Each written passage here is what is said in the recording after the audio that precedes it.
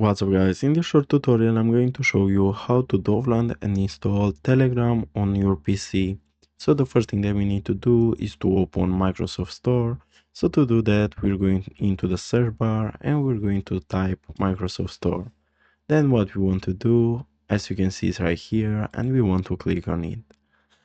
Then we're going to the search bar again and we're going to type this time Telegram, like so.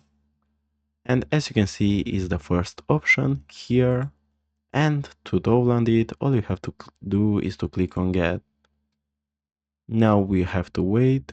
After it has been downloaded we can click on open to open the app, like so. And now you can see we can start using Telegram. We're going to click on it and now you have to scan your QR code or you can log in using your phone number. So guys, this was the tutorial. Thanks for watching and don't forget to leave a like and subscribe to the channel.